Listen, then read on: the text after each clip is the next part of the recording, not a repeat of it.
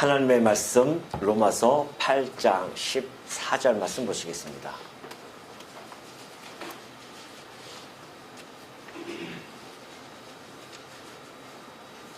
로마서 8장 14절입니다.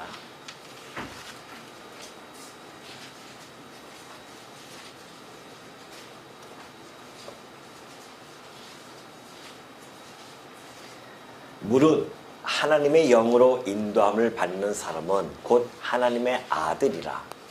너희는 다시 무서워하는 종의 영을 받지 아니하고 양자의 영을 받았으므로 우리가 아빠 아버지라고 부르짖느니라. 15절까지 봉독해 드렸습니다.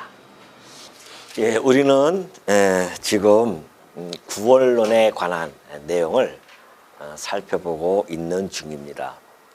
종교개혁의 물꼬를 트고 또한 종교개혁 기간 동안에 위대하게 외쳐졌던, 그리고 또 여전히 우리가 붙잡고 이해해야 할 중요한 이신칭의에 대한 교리를 살펴본 후에 이 양자의 교리에 대하여 마주하게 되는 것은요, 매우 자연스러운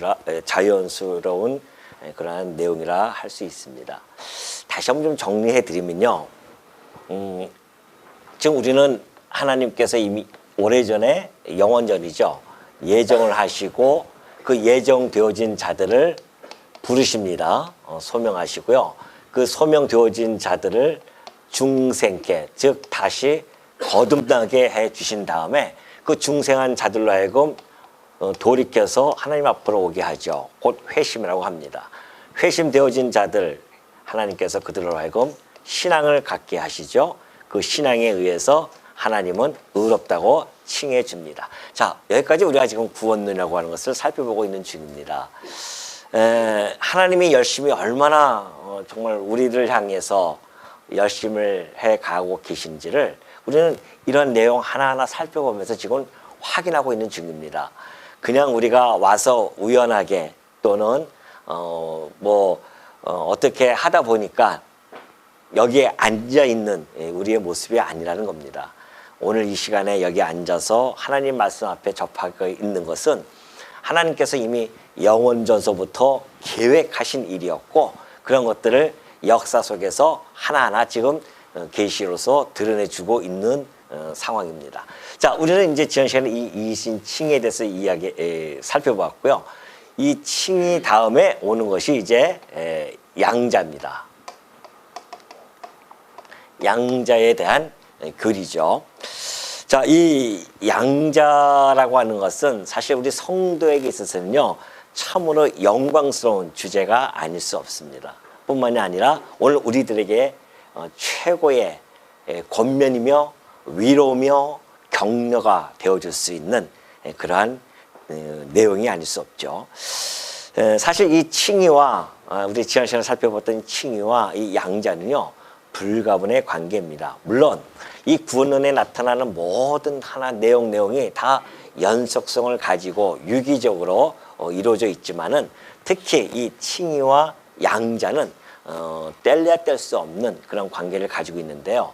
왜냐하면은 칭의라고 하는 것은 법정적인 선이라고 했습니다. 하나님께서 우리가 예수 그리스도를 믿음으로 말미암아 너 의로워라고 하는 하나님의 선언입니다. 그 법전적 선언 이후에 이 양자라고 하는 것은 우리가 법적으로 신분이 변화되는 거거든요. 그 마귀의 종으로서 있던 자들이 하나님의 아들이라고 하는 이 법적인 신분이 변화가 되어지는 것. 그렇기 때문에 둘 다 이 칭의와 양자는 그런 법정적인 그런 관계 속에서 이루어지기 때문에 매우 밀접한 관계를 형성하고 있다라고 이렇게 말씀드린 바가 있습니다. 자, 오늘 이 양자라고 하는 것은 이제 지금 이 양자에 대한 개념을 대략적으로 지금 먼저 말씀드리고 있는 중입니다. 양자라고 하는 것은 이 중생이 선 요건입니다. 중생하지 아니하고서는 양자가 되어질 수 없죠. 그리고 뿐만이 아닙니다. 양자가 되어지는 도구는 바로 이 신앙입니다. 이 신앙이 도구로서 양자가 되어줄 수 있죠. 이러한 양자 중생과 신앙을 통해서 양자가 되어졌는데 이러한 것들이 이 특권을 제공하지만은 그러나 사실은 예수 그리스도 그 근원은 예수 그리스도 우리 공로로 예수 그리스도의 공로에 있음을 우리는 잘 알 수 있습니다. 이 말씀을 우리가 어디서 살펴볼 수 있냐면요. 갈라디아서 3장 26절입니다. 볼까요? 자, 너희가 다 믿음으로 말미암아 그러죠. 이 도구입니다. 믿음으로 말미암아 그리스도 예수 안에서 그러죠. 하나님의 아들들이 되었다고 이렇게 선언해 주고 있습니다.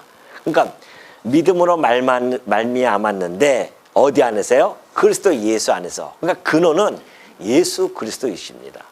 그래서 우리가 예수 그리스도만을 꽉 붙잡고 있어야 할 이유가 바로 여기에 있습니다. 예수 그리스도가 아니면 우리는 아무것도 아닙니다. 우리의 공로로 갈 수도 아들이 되어질 수도 없는 것이고 우리가 신앙을 가질 수도 없고 신앙의 대상이 우리 예수 그리스도이신데 그러니까 예수 그리스도를 통하여서 이 모든 일들이 사실은 이루어짐을 알 수 있기 때문에 우리가 오로지 예수 믿는 것은 받은 증거 많도다라고 하는 그러한 찬송을 할 수밖에 없는 이유가 거기에 있다는 것이죠. 자, 이제 그러면 이제 지금부터 좀 이 구체적으로 역사적으로 먼저 살펴보도록 하겠습니다. 역사적으로 그렇다고 한다면은 이 양자라고 하는 것이 역사적으로 우리가 이해할 때 구약적과 신학적인 이해가 좀 필요합니다.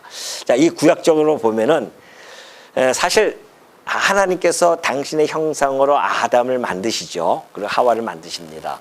그 아담과 하와는 자기를 만든 그 하나님이 아버지십니다. 피조물이었잖아요. 그러니까 하나님께서 만드셨기 때문에 다 아버지로 모시고 살아갑니다. 그런 관계가 형성되어졌어요. 그런데 정말 안타깝게도 아담이 이 사단의 말을 듣습니다. 그래서 사단의 말을 들음으로 말미암아 사실 이 순종하는 자에게 속해 있다고 성경이 말씀해 주었듯이 하나님께 순종하면서 살아갈 아담이 사단에게 순종함으로 말미암아 사단의 종이 되어집니다.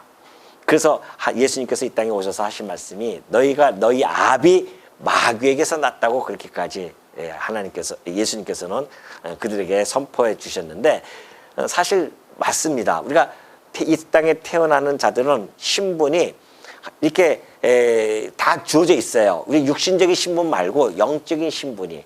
그러니까 이미 죄와 허물로 죽었기 때문에 그러한 자들은 사단의 권세 아래 놓여져서 살아갑니다.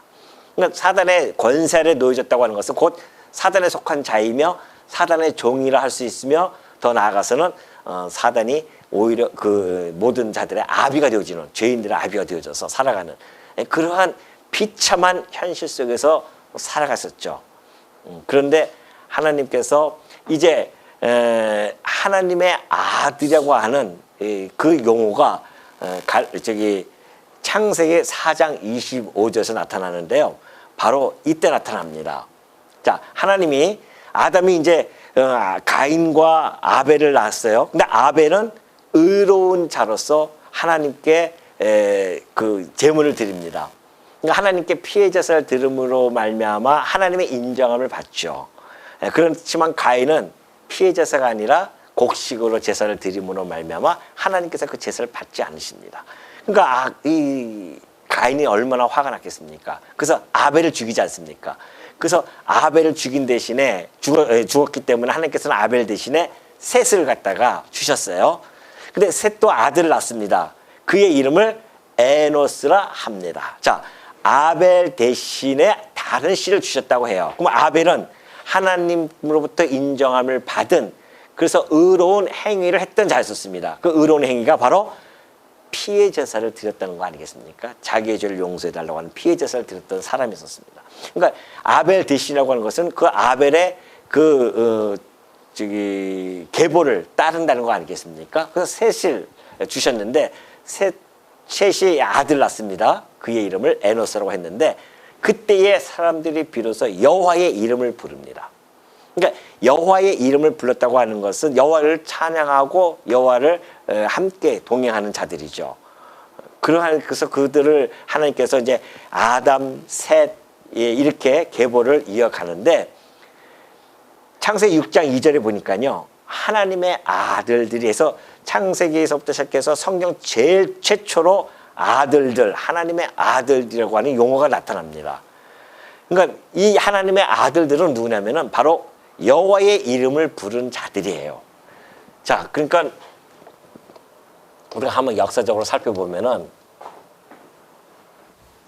아담 이후로부터는 다 아담 이후로부터 마귀의 종으로서 태어나지만은 그러나 그 중에서도 여호와 이름을 부르는 자들이 있었어요. 여호와 이름을 부르는 자들을 하나님께서는 하나님의 아들들 그렇게 칭호를 주십니다. 하나님의 아들들이에요. 여호와의 이름을 부르는 자들이. 그런데 그들이 사람의 딸들의 아름다움을 보고 자기들이 좋아하는 모든 여자를 아내로 삼습니다. 사람의 딸들이라고 하는 것은 곧 여호와 이름을 부르지 않고 가인의 후손으로서 여호와 곁을 떠났던 자들이었죠. 하나님이 가인을 갖다 내쫓습니다. 그래서 에덴 동쪽 저쪽 땅으로 그쪽으로 보내주죠. 그래서 가인 이후로 태어나는 사람들은 여호와를 알 수가 없는 거죠.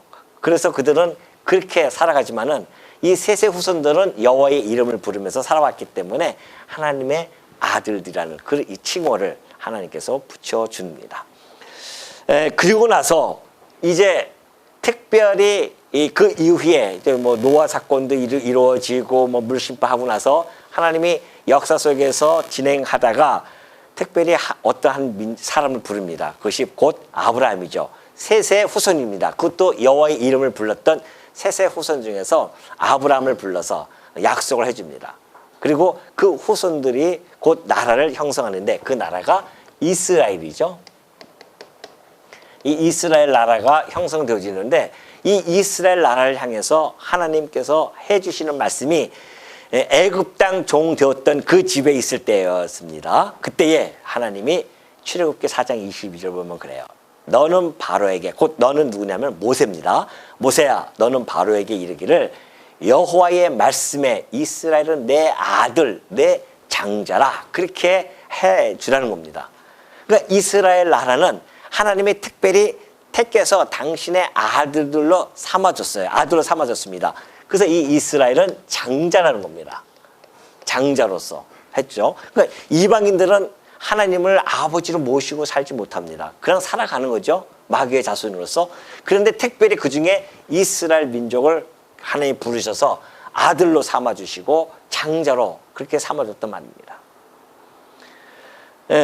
그러나 이 구약적인 이 아들의 개념은 집단적이에요. 개별적이 아닙니다. 이스라엘이라고 하는 이 언약 자손, 하나님께서 약속해서 난 그 언약 자손들이 그 자손을 향해서 하나님께서는 아들들을 그렇게 이야기하는 겁니다. 그래서 이스라엘 나라, 이스라엘 족속, 집단적인 성격을 가지고 아들이라고 그렇게 부름을 받습니다. 그러나 이 집단적이라는 성격은 개별이 다 하나님의 아들로서 속해 있다고 하는 그런 뜻은 아닙니다. 그걸 우리가 어떻게 알 수 있냐면요. 로마서 9장 6절에 보니까요. 그러나 하나님의 말씀이 폐허진 것 같지 않도다. 이스라엘에게서 난 그들이 다 이스라엘이 아니요. 그렇게 얘기해줘요. 바울이. 그 이스라엘에서 그 혈통적으로 다 하나님의 아들이 되어질 수 없다는 이야기 해준 겁니다. 혈통으로 되어지는 것이 아니라는 이야기죠. 그래서 또한 아브라함의 씨가 다 그의 자녀가 아니라 오직 이삭으로부터 난 자라야 내 씨라 불리라 하셨으니 곧 육신의 자녀가 하나님의 자녀가 아니요 오직 약속의 자녀가 씨로 여기심을 받느냐 그래요. 그 육신의 자녀로 하나님의 자녀가 될 수 없다는 사실을 이미 이 바울을 통하여서 선포해주고 있는 것이죠. 그렇다고 한다면 신약 성도들에게 있어서 이 신약 성도들에게 있어서 아들이라는 개념 그 이해를 우리가 해본다면 요한복음 1장 12절 보면은 명확하게 나타나 있습니다. 오늘은 좀 성경을 좀 많이 찾아봅니다. 제가 왜냐면은 하나하나 여러분들에게 좀 확인을 시켜야 우리가 왜 지금 현재 교리를 우리가 살펴보고 있으니까 그래요. 하나하나 살펴보면서 잘 따라오셔야 됩니다.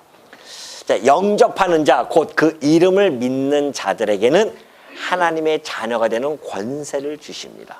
그 영접하는 자, 곧 아까 얘기했듯이 이 신앙을 갖는 자들에게 하나님의 자녀가 되어지는데요. 그래서 혈통으로나 육종으로 나는 것이 아닙니다. 사람의 뜻으로 나는 것이 아니에요. 오직 하나님께로부터 난 자들이다. 다시 말해서 예정되어져서 이러한 과정을 거친 자들, 그런 자들만이 하나님의 아들이 되어줄 수 있다는 겁니다. 대단한 거죠. 하나님의 자녀가 되어진 것은, 그래서 이 신약은 자, 예수 그리스도입니다. 예수 그리스도께서 사실은 이스라엘의 실체입니다. 그러니까 이스라엘은 예수 그리스도에 대한 모형이었어요. 그래서 예수님이 맏아들 그렇게 이야기합니다. 히브리서 보면 그러죠. 맏아들. 그러니까 예수님은 맏아들이시고 그 예수님을 믿는 자들, 그 믿는 자들을 뭐라고 하냐면 바로 하나님의 아들, 그렇게 이야기를 해주고 있는 것이죠. 이것이 바로 신약적인 개념입니다. 그러니까 구약적 개념과 달라요. 구약은 집단적이라고 한다면은 신약은 개별적입니다. 각각 신앙을 가져야 됩니다. 내가 목사라고 해서 우리가 과거에 그런 웃음소리를 많이 했는데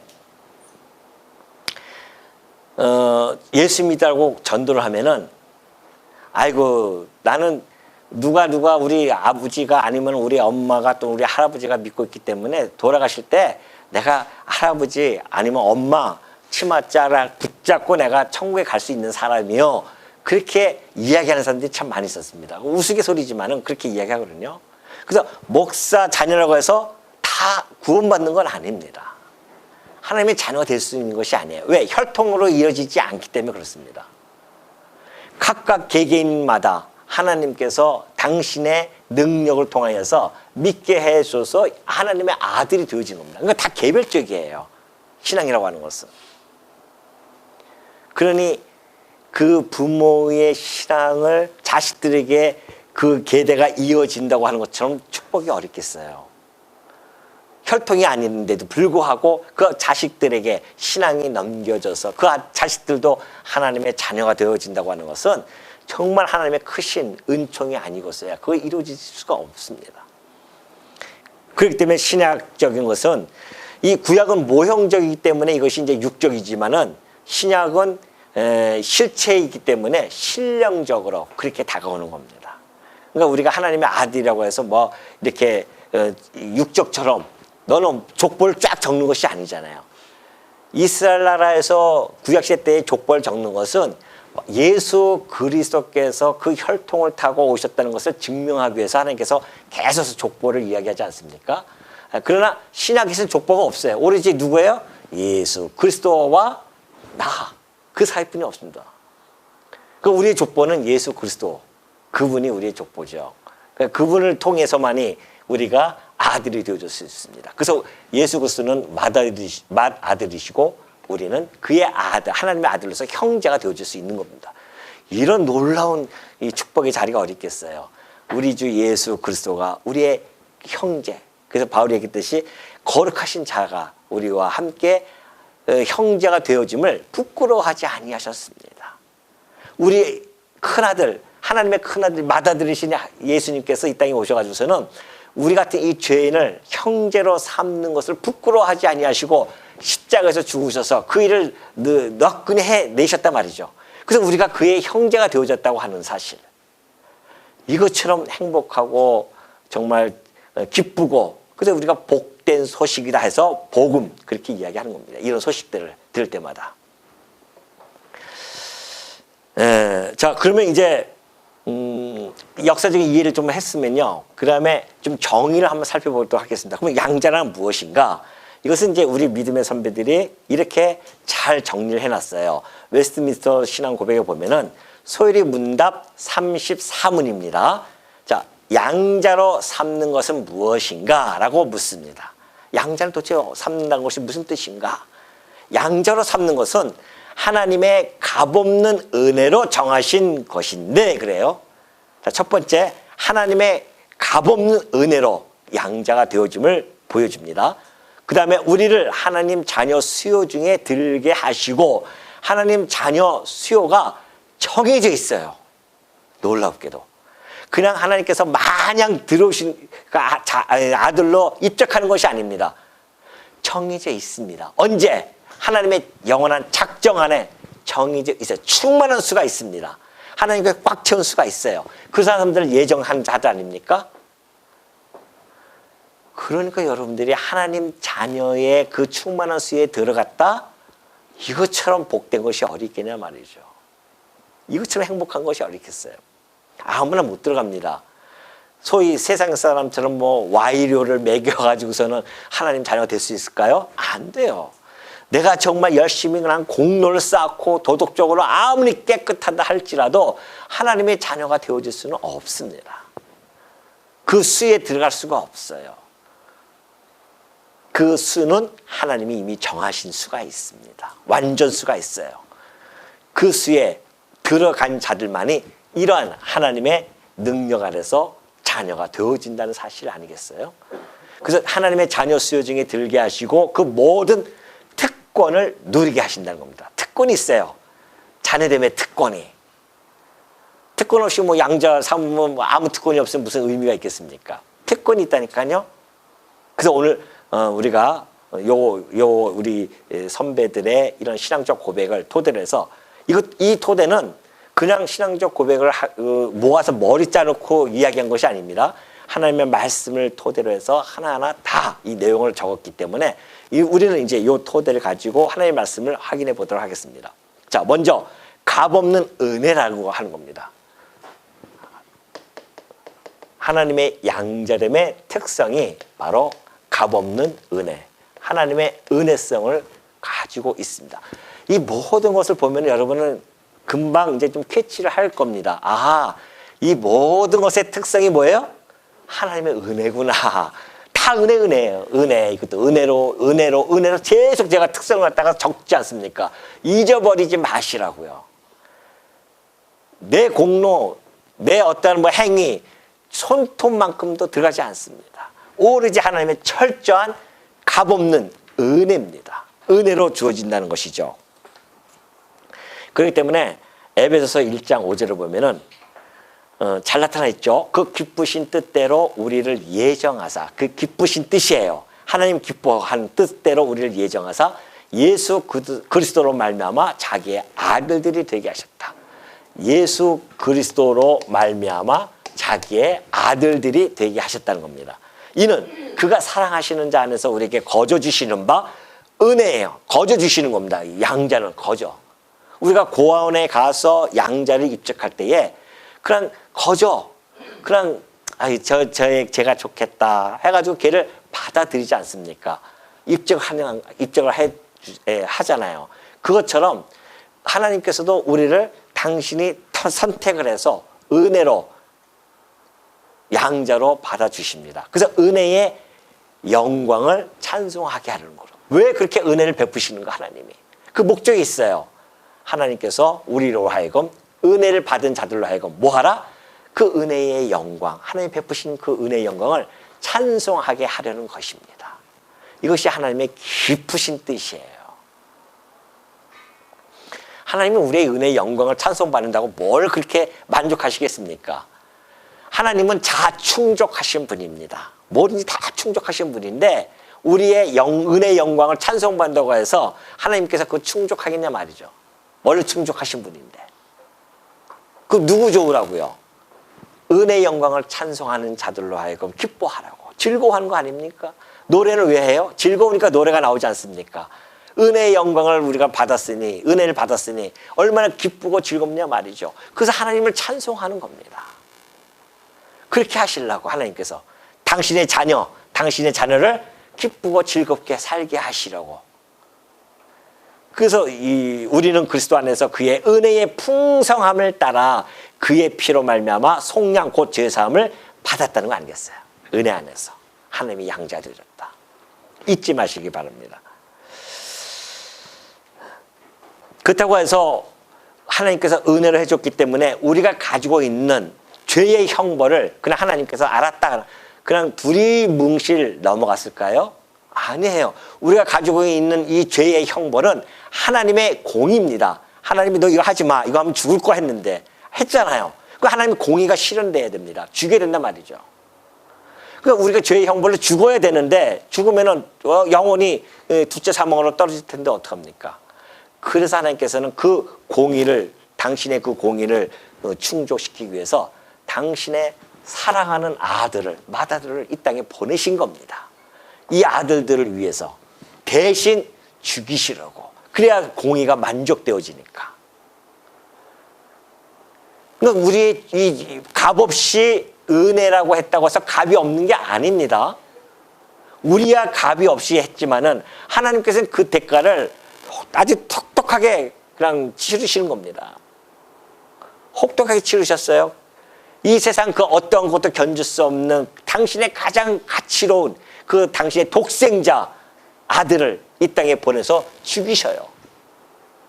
그러니까 우리는 그 은혜, 값없이 은혜를 받았지만 하나님은 그 값을 아주 정말 대가를, 가장 가치로운 대가를 치르시면서 우리로 하여금 양자로 삼아준다고 하는 사실, 이걸 놓치시면 안 됩니다. 자, 그리고 두 번째는 사실 하나님은 독생자 예수, 그렇게 해서 독생자가 계시잖아요. 그러니까 아들 필요 없습니다, 사실은. 근데도 불구하고 우리 이 죄 많은 우리 인간들을 당신의 양자로 삼는 것, 이것이야말로 하나님의 경이로운 사랑의 발로가 아니겠어요? 이것이 바로 하나님의 사랑의 발로로부터 나타나는 겁니다. 사랑으로부터 출발되어진 거예요. 사랑하지 아니하시면 안 돼요. 그래서 아까 기쁘신 뜻대로 사랑 안에서 다 해나가는 겁니다. 우리를 죽기까지 사랑해 줬다는 겁니다. 그 사랑이 아니고서는 일을 하지 않으시죠. 뭐하러 저 죄인 같은 만물의 찢기와 같은 우리를 위해서 당신의 가장 값비싼 가치로운 그런 독생자를 이 땅에 보내서 죽이시냐 말이죠. 우리 대신에. 그리고 우리를 살려낸다 말입니다. 하나님의 은혜뿐만이 아니라 하나님의 사랑이 아니고서는 설명이 안 됩니다. 설명이 안 돼요. 아니 왜 그렇게 나에게 왜 이런 은혜를 베푸십니까? 내가 너를 그만큼 사랑해, 이거거든요. 그러니 그 사랑 앞에 우리가 무너지지 않을 자가 어디 있겠습니까?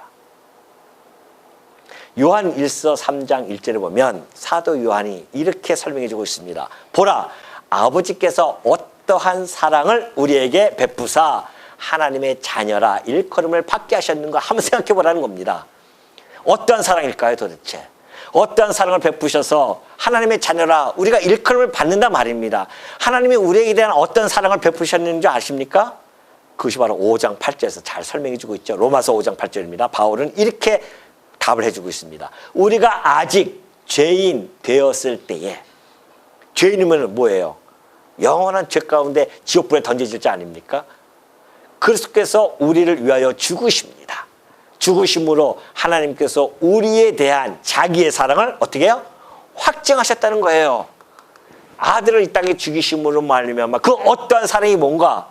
그 사랑이 바로 자기 아들을 죽기까지 우리를 사랑하시는 그 사랑입니다. 그 어떠한 사랑이에요. 그래서 그 아가서에서는 그 아름다운 시로 이렇게 표현하지 않습니까? 그 홍수라도 엄물지 못할 그 사랑. 지금은 이제 그게 개혁성경 밖에서 넘치도록 이렇게 나오는 거야, 그럴 거야 아마.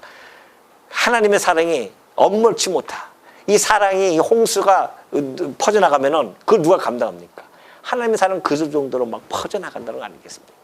오늘 우리들이 그 사랑 안에 놓여져 있었기 때문에 그 은혜를 받은 거예요. 아무나 은혜를 받는 거 아닙니다. 하나님의 사랑 안에 놓여져 있는 자들.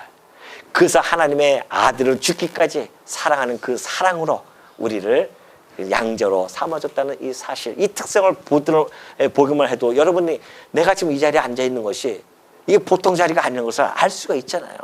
그냥 앉아 있는 게 아니란 말입니다. 제가 왜 계속해서 이렇게 강조하는 것은 여기 앉아 있는 이 자리에 가치로움을 모르고 앉아 있는 분들이 혹 있을 수 있기 때문에 높아심으로 제가 계속 강조를 하는 겁니다. 여기 여러분 그냥 앉아 있는 것이 아닙니다. 하나님의 이런 엄청난 사랑이 여러분에게 미쳤기 때문에 우리가 지금 이 자리에 앉아 있는 거 아니겠습니까? 자, 그렇다고 한다면 하나님의 양자됨을 하나님의 사랑 안에서 은혜로 주셨다고 하면은 그 사랑하는 아들에게 특권을 막 주셔야 되지 않습니까? 그래서 이제 우리는 지금부터 그 특권을 한번 살펴보도록 하겠습니다. 특권이죠. 아니, 양자만 삼아주고 아무 특권 없으면 무슨 소용이 있습니까? 안 그렇단 말입니다. 특권을 우리가 하나하나 살펴보면 아마 여러분들이 그 특권을 보면서 아마 오늘 너무너무 행복한 마음으로 오늘 집에를 돌아가지 않을까 그렇게 생각이 듭니다. 첫 번째, 로마서 8장 아까 제가 본문 말씀 읽어드렸죠. 봉독해 드렸던 그 말씀입니다. 너희는 다시 무서워한 종의 영을 받지 아니하고. 사단의 종이 아니에요. 무슨 영을 받아요? 양자의 영을 받았으므로 그래요. 자, 첫 번째 우리는 양자의 영을 받아요. 양자의 영을 받아요. 양자의 영을 받지 않고서는 양자라 부름을 받을 수 없고요. 양자의 영을 받지 않고서는 하나님 아버지를 아빠 아버지라고 부르짖을 수가 없습니다. 세상 사람들 보십시오. 하나님을 아버지라 부르는 사람 아무도 없습니다. 그렇죠? 세상 사람들 보시라니까요. 하나님을 아버지라고 누가 부릅니까? 여기 있는 여러분이나 아버지라고 부르지 누가 불러요? 하늘에 계신 우리 아버지여라고 우리는 이렇게 당당하게 얘기하지만은 세상 사람들은 아버지 소리가 안 나와요. 왜? 양자의 영이 없기 때문에 그래요. 우리는 양자의 영을 받은 자들입니다. 이 얼마나 어마어마한 특권입니까? 아버지 하나님을 전능자를 아버지로 부를 수 있는 그 특권, 그걸 받았습니다. 성령이 친히 우리의 영과 더불어 우리가 하나님의 자녀인 것을 증언하시나니, 성령께서 우리를 중생케 하시고 성령께서 우리를 양자라고 증언해 주고 계시고, 그러니까 그 영이 양자의 영이라고 하는 것은 곧 성령 아니겠어요? 성령을 통하여 우리를 증언해 주십니다. 이자가 하나님의 아들입니다. 아니, 우리가 고아원에서요 양자로 입적할 때 그냥 하는 줄 아십니까? 얼마나 까다로운데요. 다 정부에서 가져온 서를 작성해야 되고 다 이거 허가 받아야 됩니다. 아니, 육신의 양자를 입적하는데도 그러할지언데 항차 하늘의 양자, 하늘의 심권을 가진 그 하늘의 양자를 갖다가 하나님께서 하는데 증언자가 없으면 되겠냐 말이죠. 그 증언자가 이 세상 것 가지고 누가 증언할 수 있겠습니까? 이 썩고 쇠하고 없어질 것들이 무슨 증언자가 될 수 있겠어요? 오로지 영원하신 성령 하나님만이 그 증언자가 되어줄 수 있는 겁니다. 그러니까 성령이 친히 우리의 영과 더불어 우리가 하나님의 자녀인 것을 증언해 주고 계십니다. 이 놀라운 혜택을 여러분이 받고 있는 거예요. 두 번째는 고린도후서 6장 18절을 넘어갑니다. 너희에게 아버지가 되고 너희는 내게 자녀가 되리라 전능하신 주의 말씀이니라 하셨느니라. 하나님께서 일찍이 내가 너희의 아버지가 되고 너희는 내게 자녀가 될 것이야. 전능하신 주의 말씀입니다. 전능하신 주의 말씀이니까 이 될까 안 될까요? 반드시 이루어지죠. 그래서 정말 이 땅에 그것이 이루어지지 않았습니까? 그래서 우리는 하나님을 우리 아버지라 부르고 하나님께 우리는 뭐가 돼요? 자녀라고 하는 칭호를 받습니다. 이 얼마나 놀라운 칭호입니까? 이 사랑스러운 칭호가 어디 있어요? 하나님으로부터 너는 내 자녀야 라고 하는 칭호를 받는다니까요. 아무나 받는 거 아닙니까 이거? 하나님의 아들과 딸이라는 이 영광스럽고 사랑스러운 이름, 이것을 우리가 얻는 특권을 얻습니다. 세 번째는 로마서 8장 17절로 넘어갑니다. 자녀이면, 자, 그럼 자녀이면 뭐가 따라야 되는 겁니까? 자녀라고 하는 그 이야기는 상속자라는 뜻이에요. 그래서 자녀이면 또한 상속자, 곧 하나님의 상속자요. 그리스도와 함께한 상속자니 우리가 그와 함께 영광을 받게 하여 고난도 함께 받아야 할 것이다. 자, 뭐라고요? 자녀이면 뭐다? 상속자예요. 우리는 상속자입니다. 상속을 받을 거예요. 그냥 제발 좀 그 눈에 보이는 것들 그거 시시하진 않지만은 이 눈에 보이는 이 기업 상속 못 받았다고 속상해하지 마시라 말입니다. 우리가 받을 상속은요. 베드로전서 1장 14절 그 밑에 보니까 그러잖아요. 썩지 않고 더럽지 않고 쇠하지 아니하는 유업입니다. 이 땅의 것은 뭐예요? 썩고 더럽고 쇠할 것들입니다. 이 땅의 모든 유업들은.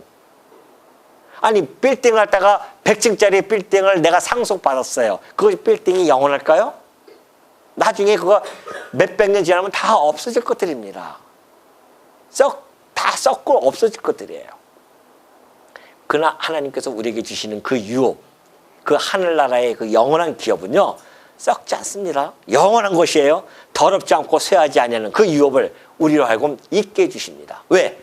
자녀의 상속자이기 때문에 그래요. 우리를 위하여 어디에 간직했습니까? 하늘에 있다니까요. 그러니까 가끔 하늘 좀 보세요. 내 유업이 저기 있구나 보셔야 되지. 그냥 땅만 보고서 내 유업이 어디 있나, 있지도 않는 유업 가지고 막 찾으려고 애쓰지 마시고 이미 주신 유업 바라보면서 기뻐하고 즐거워하라 말입니다. 우리가 그 유업을 받을 날짜가 가까우신 분들만 벌써 아멘 아멘 하잖아요. 안 그래요? 이 젊으신 분들은 아직까지 구름만 보이는데 저게 뭘 그렇게 깨닫지 못하면 그런 거지요. 그게 가치음이 없습니다. 그러나 우리가 이제 좀 있으면 가실 분들, 앞으로 한 3, 40년 후에 가실 분들, 그런 분들은 아주 그리워하는 겁니다. 그 유업을 주시겠다고 하나님께서 우리들에게 보증을 세워주셨어요. 히브리서 6장 17절. 하나님은 약속을 기업으로 받는 자들에게 그 뜻이 변하지 아니함을 충분히 나타내시려고 그 일을 맹세로 보증하십니다. 하나님이 맹세해 주셨어요. 왜? 맹세할 자가 더 이상 없어요. 하나님 외에는. 그러니까 하나님보다 높은 자가 없기 때문에 하나님 스스로가 맹세해 줍니다. 보증해 주셨습니다. 걱정하지 마. 내가 너희를 양자의 영을 보내서 자녀로 삼고 상속자로 삼았기 때문에 반드시 내가 썩지 아니할 유업을 줄 거야. 내가 내 스스로 보증해 줄게. 하나님이, 신실하신 하나님이 보증해 주셨습니다. 우리는 누구나 다 그 기업을 받을 겁니다. 신천지 사람들은 이 땅에서 받는다고 아주 좋아하고 있어요, 지금. 그래서 그 사람들은 맨날 앉아서 뭐 하는 줄 아십니까? 너는 저 샌프란시스코 맡아라. 나는 저기 뭐 런던을 맡겠다. 그거 하고 있어요, 지금. 그거 아닙니다. 우리가 받을 유업은 하늘에 간직한 것입니다. 하늘에.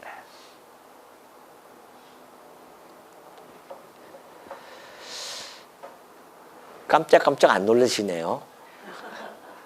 저는 이 정도 얘기하면 다들 막 깜짝 놀라가지고 막 그냥 그럴 줄 알았는데 그냥 담담하게 그냥 받으시네. 아유, 주시면 주시고 말려면 말고.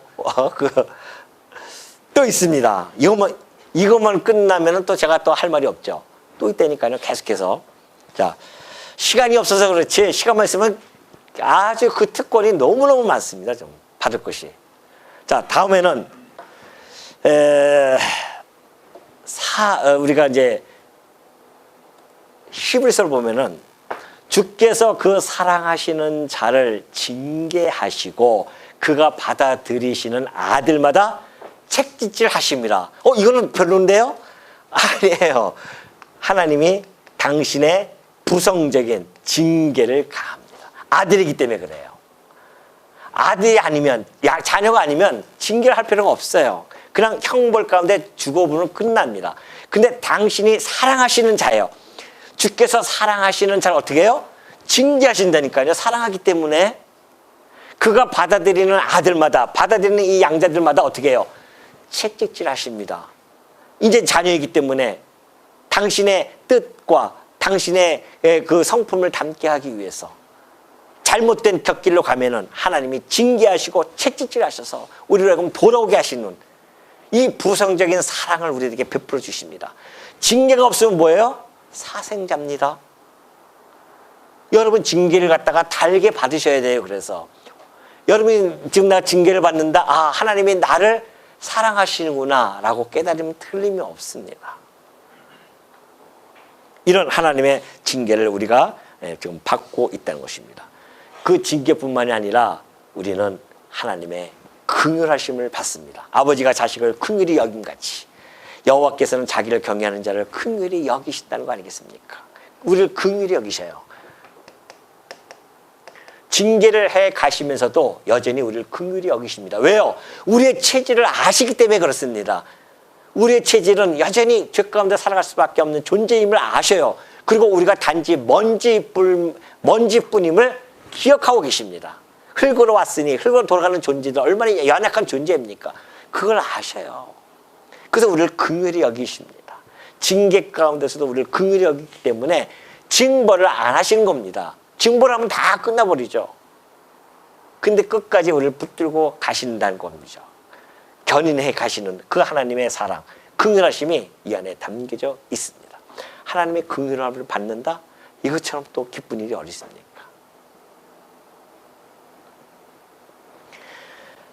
또 하나는 베드로전서 5장 7절을 보니까 너희 염려를 다 주께 맡기라. 이는 그가 너희를 돌보심이라 하래요. 하나님이 우리를 어떻게 한다? 돌보심. 돌보심인데 히브리서 1장 14절 보니까 모든 천사들은 섬기는 영으로서 구원받을 상속자들을 위하여 섬기라고 보내심이 아니냐. 구원받을 이 상속자를 여러분들에게 천사들 하나님께서 다 동원시킵니다. 보내고 계세요. 여러분 주변에는 천사들이 동원하고 있다니까요. 안 보여서 그렇지. 함께 하고 있어요. 돌보고 계셔요.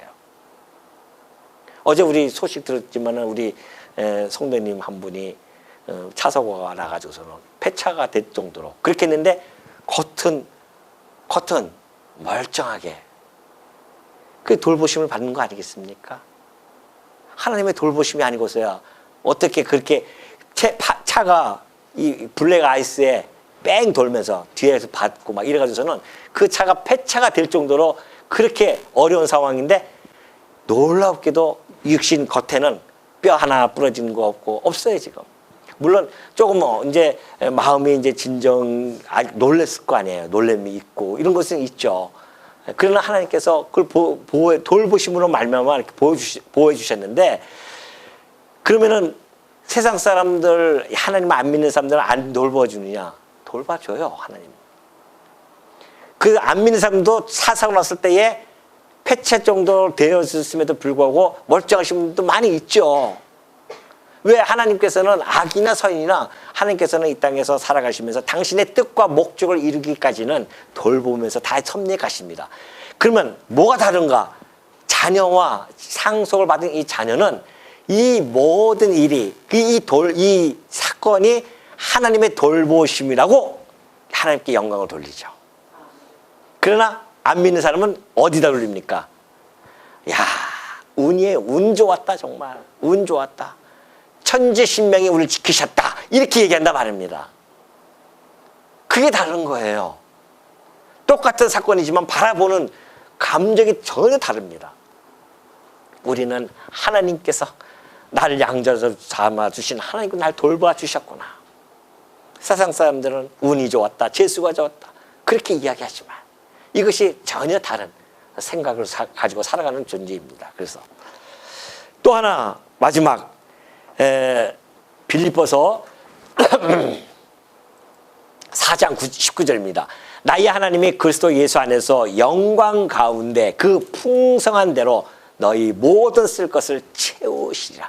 하나님께서 그리스도 예수 안에서 영광 가운데 풍성한 대로 너희 모든 쓸 것을 채우시리라. 그러니까 이것은 이제 빌립보 성도들이 바울에게 연보를 통해서 쓸 것을 채워줬거든요. 그러니까 바울이 이제 그때 축원을 하면서 이 말씀해 줬어요. 너희들이 쓸 것을 채울 거야. 염려하지 마라. 그래서 하나님께서 우리에게 필요를 공급해 주시는 분입니다. 우리의 욕심을 공급해 주시는 분은 아니에요. 여러분들이 구했는데 못 받았으면 욕심이에요. 우리가 구하는 것은 하나님의 뜻을 구하는 것이지 그의 나라와 의를 구하는 것이지 하나님의 자녀들은 이방인들은 그걸 구합니다. 먹고 마시고 이런 걸 구해요. 그러나 하나님의 자녀는 그런 걸 구하는 것이 아닙니다. 하나님의 자녀는 하나님의 뜻이에요. 그 하나님의 뜻이 그의 나라와 그 의 아닙니까? 그것을 구하는 겁니다. 그러면 나머지들은 다 필요한 것들은 뭐예요? 다 아셔요. 다 채워주신단 말입니다. 걱정하지 말라는 거죠. 우리 예수님이 오셔서 하신 말씀 아닙니까? 그러니까 공중의 새도 다 먹여 살리시고 하는데, 아니 그 당신의 사랑하는 자녀에게 필요한 것이 무엇인지 모르시겠냐 말이죠. 전능하신 하나님, 전지하신 하나님이. 그리고 그걸 못 주시겠어요? 전능하신 하나님이? 지금 우리가 필요 없기 때문에 안 주시는 거예요. 좀 위안이 되십니까? 나 좀 한 100억 정도 있어가지고 내가 좀 떵떵거리면서 살고 싶은데요? 그러면 하나님 떠날까 봐 하나님 자녀들이, 그래서 하나님이 안 주시는 겁니다. 그냥 오늘 하루 밥 3끼 먹으면 족한 줄 알고 살게끔 하시는 것이 하나님이 사랑하는 자녀에게 베푸시는 은혜예요. 그래야 날마다 이스라엘 백성들이 하늘을 바라보면서 만나를, 하나님이 주시는 만나를 바라봤던 것처럼 우리도 하나님을 바라보면서 그가 우리의 필요를 채워주실 거야, 하나님을 의지하면서 신뢰하면서 살아가게 하시려는 하나님의 뜻이 그 안에 담겨져 있기 때문에 우리의 필요를 채워주시지 욕심을 채워주지 아니하신단 말입니다. 그걸 아셔야 됩니다. 하나님 자녀는 이러한 특권들이 있어요. 너무 많나요? 더 할까요? 시간이 없어서 제가 여기서 끊습니다. 그렇다고 한다면 하나님의 자녀됨의 표지는 도대체 어떻게 알 수 있을까요? 예? 호적을 떼보면 나올까요? 이 땅에서 우리가 양자 이렇게 받아들여가지고서는 가면은 호적 때문에 나오잖아요. 근데 하나님의 자녀들은 호적돼서 되어지는 것이 아닙니다. 물론 하늘에 있는 호적을 떼면 되겠지만은 하늘에 시민권이 있으니까 표지가 있습니다. 우리가 하나님의 자녀됨을 알 수 있는 표지예요. 잘 들으셔야 됩니다. 자, 베드로전서 1장 14절 봅시다. 너희가 순종하는 자식처럼 전에 알지 못할 때에 따르던 너희 사역을 본받지 말고 오직 너희를 부르신 거룩한 이처럼 너희도 모든 행실에 거룩한 자가 되라고 합니다. 다시 말해서 아버지께 순종하게 되어집니다.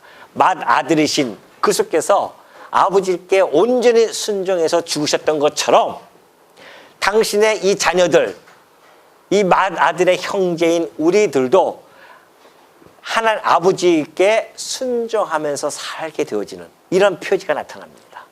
오늘 여러분이 이 땅에 여기 왜 앉아 계십니까? 하나님의 뜻을, 아버지의 뜻을 분별하기 위해서 지금 말씀을 공부하고 있는 거 아닙니까? 그것이 바로 하나님께 순종하기 위한 그 하나의 과정이란 말입니다. 순종하지 않는 자들은 말씀 듣기 싫어합니다. 그러나 말씀을 듣기 좋아하는 분들은 하나님을 순종하고자 하는 마음이 하나님이 주셨기 때문에 그래서 그러는 거예요.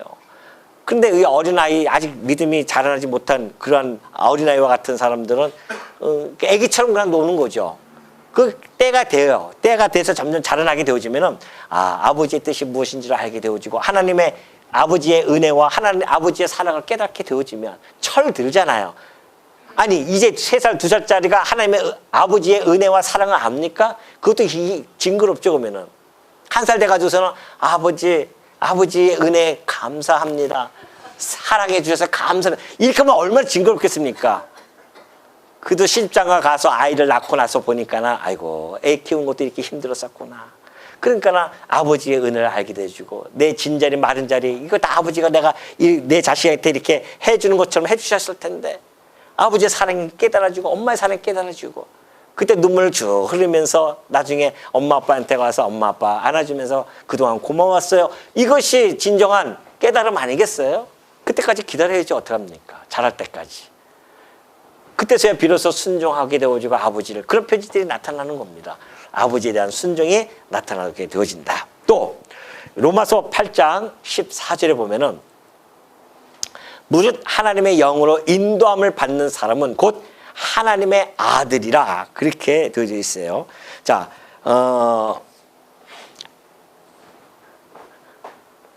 하나님의 이 영, 그러니까 성령의 인도함을 받죠.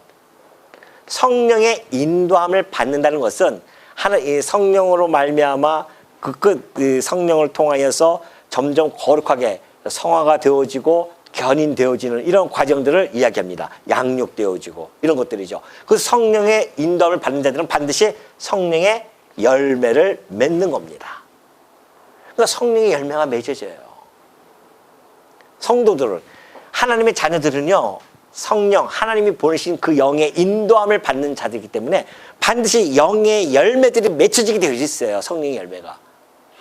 그 열매를 통하여 그 나무를 알 수 있듯이 이 열매를 통하여 내가 하나님의 아들임을 알 수 있단 말입니다. 그러니까 여러분이 눈이게 잘 보셔야 돼요. 살아가면서 내가 지금 성령의 열매를 맺고 있는지 악령의 열매를 맺고 있는지 그걸 보시면 알아요. 그건 누구나 내가 알 수도 없고 본인 스스로만 알 수 있습니다. 나는 지금 성령의 열매들이 뭐뭐 있죠? 9가지 열매들 쫙 있지 않습니까? 뭐 사랑, 양성, 충성, 뭐 온유, 또 화평, 뭐 이런 쫙 이런 것들, 이런 열매들. 이런 열매들이 맺혀질 때, 아, 내가 하나님의 자녀가 틀림없구나라는 것을 여러분이 깨달으시면 됩니다.